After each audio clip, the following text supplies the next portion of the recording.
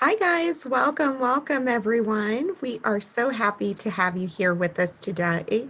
And I have the distinct pleasure of introducing our lovely speaker. And let's see, I believe we have his information up. We can have his, here we go. All right, everyone. No one's called me lovely before. I'm calling you lovely. All right, I'm okay with that. I'm okay with it. Well, it's my distinct pleasure to introduce Arnold Sowa, who is a former Senior Vice President and Chief Procurement Officer for MetLife. In this role, he was responsible for overseeing MetLife's global procurement, travel, third-party risk management, and supply chain and social responsibility programs. He's currently on the board of directors at the Capital Region Minority Supplier Development Council, also known as CRMSDC. It's a mouthful, right? He is chair of Ethics Committee and former treasurer of the NMSDC Board of Directors. He has won numerous awards for his support of supplier diversity initiatives, including the NMSDC's CPO of the Year Award in 2008 and ISM's Supplier Diversity Advocate Award in 2016. As Chief Procurement Officer at MetLife, Arnold built a global organization of over 300 professionals in almost 50 countries who managed $5 billion in annual spend. He was also responsible for putting in place a global third-party risk management and travel policies and programs, and was behind the largest ever global implementation of Ariba on demand, which covered over 95% of MetLife's spend. It is my pleasure to welcome the lovely and very capable Arnold Sowa. Thank you very much. I'm glad to be here, and I hope I can share some nuggets of wisdom. And I do have some slides. I'm not sure if they're up yet or there's me. And here come my slides. Okay, so if you could pop to the next slide. So I know the name of the title is Best Practices in Supplier Diversity, but I actually want to recognize that in this audience, there are people who actually probably know more than I do. And so I wanted to, this better title to say, these are things that work for me to build some pretty good supplier diversity programs. And what I'm hoping in the course of this time that we have together is that this becomes a discussion. I know it's hard given the technology, but if you have questions as I'm talking, please put them in the chat and I'll try to answer them. It's a little hard to read and talk, but hopefully we can make this work. So please bear with me as we go through this. If you could jump to the next slide. And I appreciate the bio.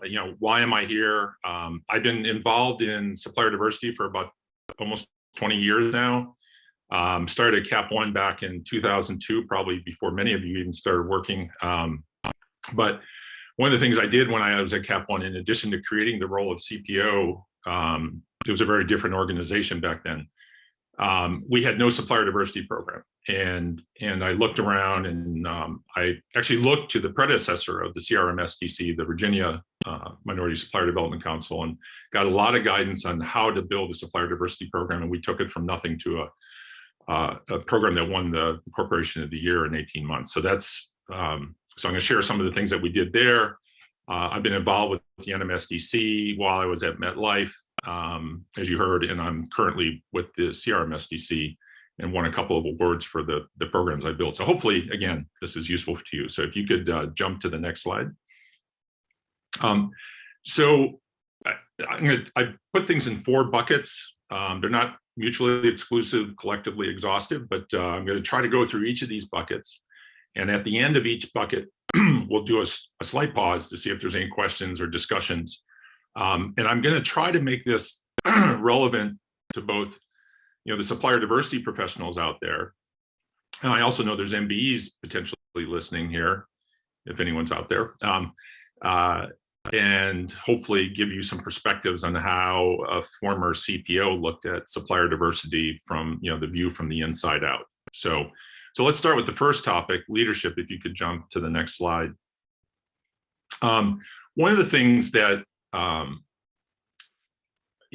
can't emphasize enough, and as CPO, I recognized if I wanted a successful supplier diversity program, I had to walk the talk.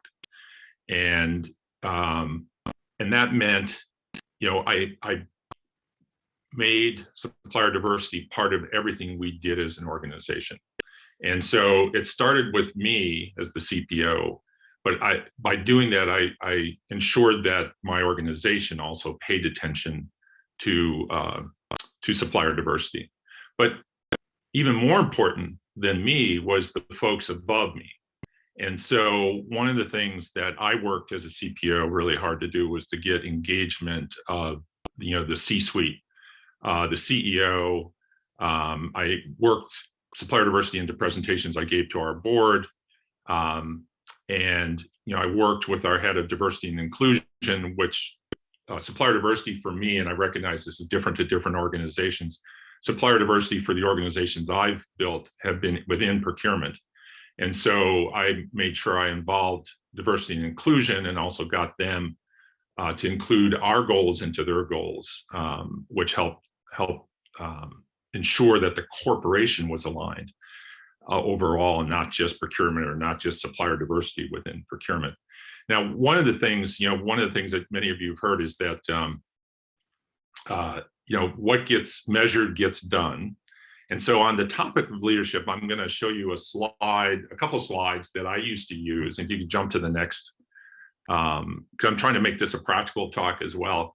This is an example of something I used to produce on a regular basis for one of the organizations I was at.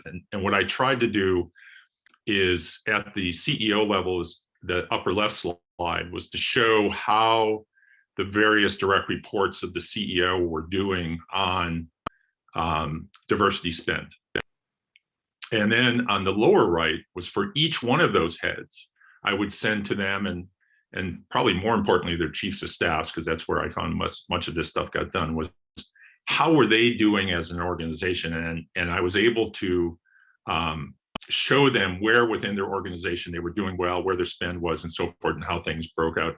And that became a catalyst for a conversation around how do you do better? And it was a way to start to engage with the leadership of the corporation.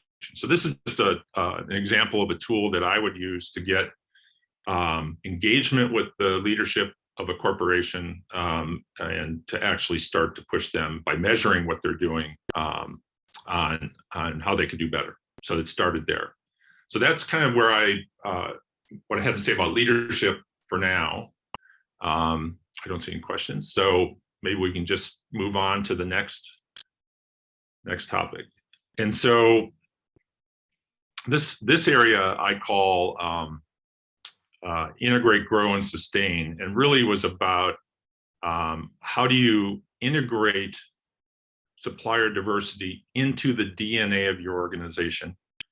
How do you grow it and sustain it? And so, and I'm going to talk a little bit about some of the KPIs I used, some of the tricks I used to get people to pay attention to the KPIs, some of the process chains I made, how I leveraged RFPs and contracts, and then how do you grow it beyond traditional areas of spend? So if you could jump to the next slide, that'd be great. So I'm probably telling a lot of folks out in the audience things they know already, but these are some of the metrics that I used within the corporation, but also within procurement. And there's the very obvious ones on the left, and the top left one, diverse spend as a percent of total procurable spend. I always found that interesting when I went to different corporations to compare. Some corporations would be, they'd be at 25%, and I was only at 12%. And what I found was that there was not consensus on the base, the denominator there, and the total procurable spend. And one of the things I always try to do is be very honest and about where our spend was. So I'd say, look at all the procurable spend in North America or in the US, and not exclude any categories like utilities just because there didn't happen to be diverse suppliers in those categories. So that's number one, was having a very clean, diverse spend, true number. And then I would start to break it down. I have my team break it down and report on it, how it's doing by category and the diversity type. And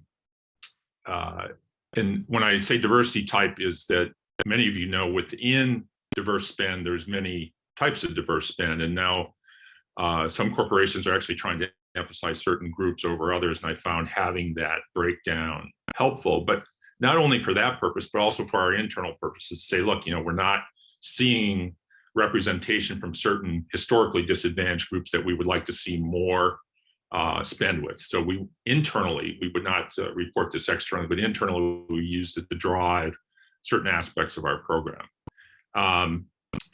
Then we started looking, we dissected into categories to help us. How do we dive deeper into each category? How do we find more diverse suppliers in each category? And that actually, we started looking at how many suppliers are even in each category.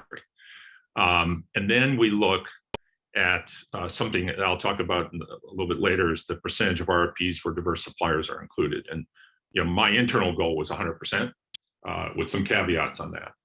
But then there's also some other things on the right as you start to develop your program and grow it. Tier 2 spend. One thing I really like to have was the cost savings driven by diverse suppliers, because there's within certain populations in a corporation a belief that, hey, this is a charity program, and my argument was it's not. Actually, we actually saw higher cost savings in spend with diverse suppliers. The other thing is, obvious things that really helped sell the program was the economic impact. We also looked at retention and growth of diverse suppliers, and we track that and see where we actually helping these suppliers become more successful, not only in our company, but elsewhere. And then I would also measure participation in events for my team. So if we could just, so those are some of the KPIs and metrics I use. It's not exhaustive. I'm sure some of you have some other ones that are even better than these. So someone's asking, did a program you create those? So did a program so I created, when I say I had a metrics team. Someone asked the question, did a programmer I create these dashboards? So these dashboards were done by the procurement department that I worked at. So I had a team, a metrics team, and I had a supplier diversity team, and we would put these together upon my direction. So hope that answers that question. Yes? Yes, we also have another question by Kevin Deese, and he asks, have you ever faced barriers to success born to limitations of your border procurement organization, i.e. less than stellar data keeping practices? So if you're going to go and do a job of tracking how many RFPs were you going to do total, then we can't track percentage of the RFPs that include at the least of one diverse supplier. So I'm not sure if that's exactly his question, but I guess the main question was the limitations of your procurement organizations. So there's no, so if I understand the question correctly, there's no doubt that having good data is necessary to do this. So, in the intro bio, we talked about how it was mentioned I rolled out Ariba. So when I first started at MetLife, or even at Cap One 20 years ago, we had very little data about any of our spend. So yeah, so having a good data collection process is critical to making any of this work. As I think it'd be obvious, right? To even do some of these calculations, you have to have the data. So, if I'm not, yes, I'm reading the question now. If we're not doing a good job on tracking how many RFPs we're doing total, we can't track percentage of RFPs that include at least one diverse supplier. Yeah, that is true. And all I can suggest there is that your organization would have to invest some resources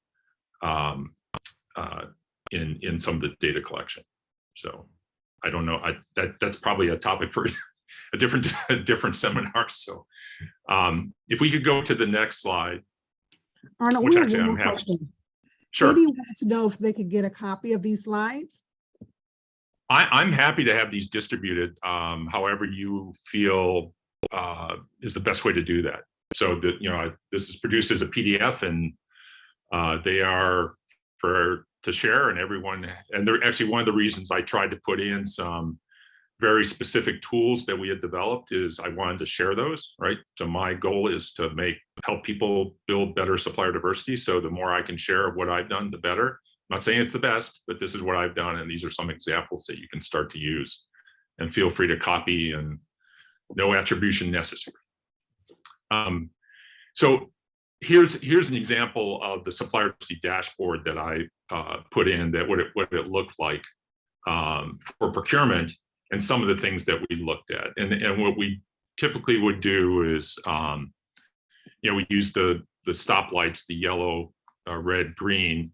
And then I also would look at by different categories. So this is just some examples. We'll get these out to you so you can take a closer look at them. I know it's probably really hard to see on this screen. But what I would like to do is, if we jump to the next slide.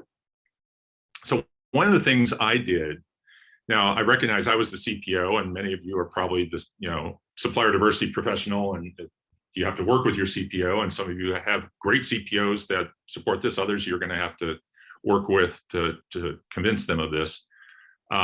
Is I always believe put your money where your mouth is, and so I worked into this was one of my goals, but I also cascaded this down to my sourcing professionals and category leads within my organizations. And I put in there as a goal that my bonus depended on, that I achieve a certain level of addressable of spend with addressable spend with diverse suppliers. Obviously, this was in the U.S. because we had different supplier diversity programs in other countries, which we would measure separately. But so part of my bonus was based on hitting this target. Part of my category leads and part of my sourcing leads also had a similar bonus in their bonus calculation, and then the adherence to the rule of one. So I put a requirement out there that every single one of my RFPs that went out by a sourcing lead or a category lead had to have at least one diverse supplier. And if you did not make that 100%, your bonus took a hit. Now, the caveat to that is I recognize that there were some categories that it was next to impossible to find qualified diverse suppliers. And I didn't want to waste the time of the sourcing manager or any MBEs that they felt that they had to invite who weren't really qualified to bid on that work. And so what I allowed to happen was the supplier diversity head team they had a get out of jail free card. Basically, they said, yes, this sourcing lead came and talked to us. We couldn't find anyone. Here's the pass on actually having a diverse supplier in that RFP. So that's how we handled that exception. So, and if we could just move to the next slide, and if there's any questions, what counts as addressable? So someone asked that one of the questions, what counts as addressable? It's basically anything that you could go out and procure, procure. So any procurable spend is basically what it was. So that's what I meant by addressable. Something else we used to do, and I talk about integrating this into the DNA of supplier diversity into the DNA of your organization. The other thing, and hopefully you're all doing this, if you're not, here's some ideas. I put in every RFP, as part of the evaluation of the RFP, are they subbing out to diverse suppliers? And depending on the category, they could be, it could be a larger percentage. I think of like building maintenance was an easy one where we would put in a higher percentage. But even for prime consulting engagements, I'd say, look, for some of the subcontracting work you do, I expect to see 5% or 10% with diverse suppliers as subs. And so, and then I would, if you look to some of the questions, I would ask, do they mentor diverse suppliers? What's their program look like? And how much do they intend? I try to get them to lock in how much they intend to subcontract with diverse suppliers.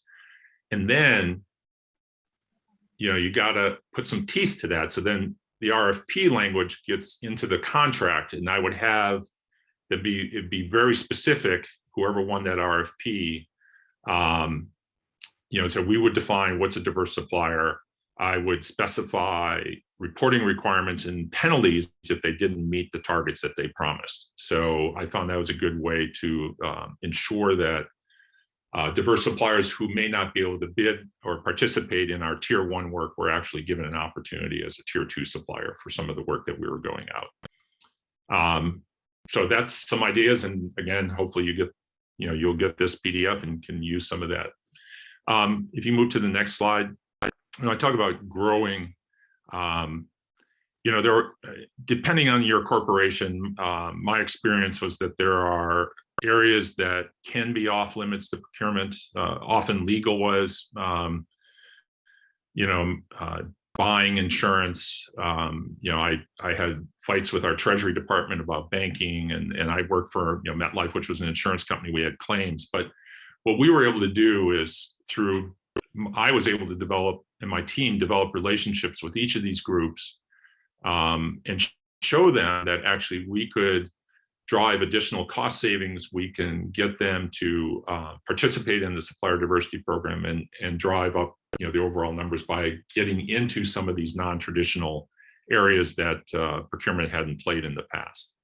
And we've had great success. I'm just thinking like the claims area, where traditionally procurement and insurance companies aren't working there, but we were able to garner a lot of participation by diverse suppliers in some of the claims. If you think about the type of claims that MetLife would have for homeowners insurance and things like that, and some of the suppliers that we were able to get to participate in that who were diverse.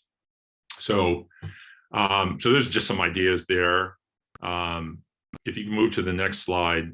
Don't have a lot to say here. This, one question I often get is how big, from other CPOs, is how big should my supplier diversity program be? How many people should I have? And my answer is always, it depends. It depends on how big is your spend, how much is your spend, how successful are you at making it everyone's job. And hopefully you got a sense of what I tried to do with my team. Is it was everyone's job to do supplier diversity within the procurement organization. And by doing that, I don't need as many dedicated folks. Now, when I was at MetLife, we had 3, but my view of that was, the supplier diversity folks were really traffic cops. And or triage, I guess would be more of a head of triage. And as sourcing managers couldn't find diverse suppliers to the supplier diversity team, and they would help them find them. I also made it clear, and hopefully for you supplier diversity professionals in the audience, you are doing this already, but my supplier diversity team acted also as for lack of a better term, an inside sales team for the MBEs. And so to the MBEs in the audience, I would say you should be going to the supplier diversity professionals, and as I know many of you do, but my team, supplier diversity team, viewed it as their job to represent MBEs for opportunities that were coming up. And so the supplier diversity professionals were always aware of RFPs that were coming up. We always showed what was coming up. And they were proactively looking to identify qualified MBEs and other diverse suppliers for those opportunities. So, it really is. I could probably spend a lot more time on this, but it's really, my first bullet point there is conducting the assessment of resources. What can you afford? And then how do you leverage your whole team? And then we would tap into the whole team for manning booths at events or going to Matchmaker events. So it wasn't just falling on the shoulders of the supplier diversity team. And if you noticed earlier, one of the metrics I put in is how many supplier diversity events did you participate in? And that was a metric for the sourcing team. So I made sure that they saw that went into the calculation of their bonus. The other thing I found in this second bullet here in the sub bullets was I never, I had my own budget. I never had as much money as I wanted to spend in this area. So I used to look, I tried to get creative, and I said, so I went to our social responsibility office. I looked at other parts of my company that had budgets that I could convince them to use their budget for events I felt were important. And so sponsorships of things like this, and other types of things. So I would actually tap into their budgets, leverage their staff for communications, or I would go to my marketing team to help us with our marketing materials. And so those are, just some ideas for you. If you find that, hey, I don't have enough resources, don't be afraid to look outside of your own little bubble and look at the rest of the corporation and engage them and get them to use some of their budget for helping you with your goals. So that's the resources. If you could go to the last topic, and let's see if we have no more questions here. So I'm going to keep going. So I'm going to talk about the external outreach, which I spent a lot of my time on, but I also expected my team, my whole team, not just the supplier diversity team, to spend time on. And then I'm going to talk a little bit about some of the mentorship and programs that we had and how we developed suppliers, because many MBEs, when you're trying to bid for work at a Fortune 100 company, sometimes maybe you're not ready, right? And so how do we make you ready? And then I'll talk lastly about some of the things I learned about the procurement process. So if we could go on to the first one, next slide, please. So the fact that you're here, I probably don't need to talk about this. Be active with the organization. So this is I've given similar presentations to fellow CPOs, and I'm always trying to drive this point home. If you're not a member of the NMSDC, or if you're in the capital region and not a member of the CRMSDC, let's get you signed up, right? So I'll make introductions and help do that. But there's also the other organizations that many of you are well aware of, and I don't think I need to espouse too much on the benefits of this, but the database, I personally have benefited as a CPO so much from these networking events, talking to other CPOs. As I mentioned, when I started at Cap One back in the early 2000s, I didn't know much about supplier diversity. In fact, all I remember was looking at our spend with diverse suppliers, and it was less than 2%. And I said, this is wrong, because Cap One at the time was just a credit card company with a lot of its customer base minorities. And I went to the predecessor to the CRMSDC and said, how do I build this? And they introduced me to other CPOs who had great programs, and we learned from them. So I can't emphasize enough how important this was for me, and it should be for, maybe I'm preaching to the choir here, for all of you. But then the last thing was, I also found the benchmarking really useful. And that's when I go back to that metric, because I remember talking to some of my peers like, oh, you got 25% of your spend. How the heck did you do that as a bank? And we're a bank, we can't do that. And I found out, the denominators were different, but I did learn a lot. I learned where they're finding spend that I couldn't find spend. So the benchmarking was really important in just comparing notes, especially for me, it was with other companies in the same sector I was in. So, okay, if you can go to the next. So one of the things I remember is I'd go to events and I'd meet many MBEs who wanted to do business with us, and quite frankly had not done well in the RFPs, and talking to the sourcing people on my team, and they said, look, they don't have the qualifications, or they're not able to do the work. And so we said, look, how do we start to fix it? How do we develop a population of MBEs that we could turn to and invite and to work with us? And so I built two programs. One was the mentorship. When I was at Cap One many moons ago, is the company was predominantly made of ex-management consultants. I said, heck, we got a lot of ex-McKinsey, Bain, BCG, Booz people here. I'm an ex-McKinsey guy myself.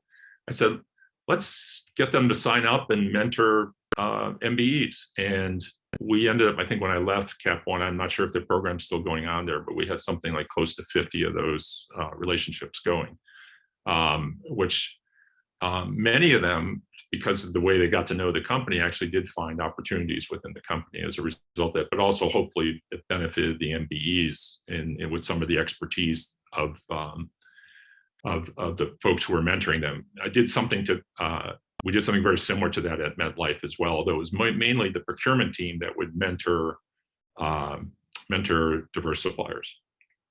The other thing that we really put a lot of emphasis on was, and this is what the supplier diversity team would work on, is how do we pair up tier 2 and tier 1 with tier 1 opportunities. And I talked about how I built that into the RFPs and into the contracts, but the supplier diversity team would also play an active role in helping match up the tier 1 with some tier 2 suppliers that could benefit from that relationship. And so that essentially becomes a paid mentorship as they work for a tier 1. So that's something that I would encourage all of you to really try to actively utilize, to think of as a mentorship program for tier 2s, because I can think of many cases where that tier 2 supplier became a tier 1 after several engagements because of what they learned in working for that tier 1 supplier. So someone just asked the question, have I engaged with the FSR, the Financial Services Roundtable for Supplier Diversity? And yes, I have. In fact, on that benchmarking comment I made earlier, I was on a subcommittee of that organization to look at how we develop consistent benchmarking among our members. So excellent. I think every industry has a similar group. And if you're not active in that, I would highly recommend it. Because what I used to do is when I meet with CPOs from other financial services companies, say, well, look, if there's a high bar to get through the regulatory requirements, and we would if you're using a supplier, that means they probably can do business with us. And so actually I found that was very beneficial. If you can move to the next slide. I'm running out of time, so I'm going to try to quick here. One of the things I learned, and hopefully I'm guessing the MBEs in the audience can appreciate this, navigating the procurement process at large corporations can be unbelievably complex. And so there's the how do we simplify the process? The other thing, many large corporations, the commercial terms that you have to sign up for are driven by the legal department, not procurement, and they are designed to protect the large corporation, which makes it, in many cases, unlimited liability is one example. And so for smaller MBEs, it's hard for them to actually sign up for those. So one of the things that we worked hard was to, improve the process. One of the things I drove at MetLife is to bring on board new suppliers could be a 6-month process. We applied lean processes against that and got that down, in some cases, down to 2 weeks. And we also simplified commercial terms. The other thing I insisted my team do is for every MBE or diverse supplier that bid on an RFP that lost, my team had to devote time to give feedback and so that diverse supplier could learn from that RFP and do better next time. So if we can move to the next slide, which will be my last slide. I just wanted to put out here, this is, when you talk about using the internal marketing department, they helped us develop an external communication outreach flyer that we would give out at events, and it talked about our program and a message from me and so forth. So that's all the slides I have. I see there's some questions. Let's see, oftentimes I've seen SMBs not want to participate because they have a scarcity mindset. All organizations never participate in a winning partnership. Yeah. The only thing I can say is that you need to build the program up to try to address that. Okay, I think, let's see, what are some proactive ways the MBE can use to develop those second and third tier relationships? I think I covered that. It's really how can an MBE, I mean, I would say try to participate in those tier 2 relationships and try to learn as much as you can. You know, I don't know what else to say about that, actually. And get to know the company through those tier 2 relationships. Any other questions? Thank you. Where does your passion for supplier diversity come from? Just a quick, and I think we're almost out of time to answer that question. My passion comes from, it's real simple. What kind of world do I want my kids to live in? So, and I looked to see what I could do in my little world, and my little world happened to be procurement. And I said, what can I do to make the world a better place from where I sit? And so that's where my passion came from. I also studied development. I have a master's degree in development economics and worked at the World Bank, and actually did similar things for local entrepreneurs in Africa for about a decade prior to entering the world of procurement. So I felt like this was some of my World Bank experience going with my private sector experience. So that's it.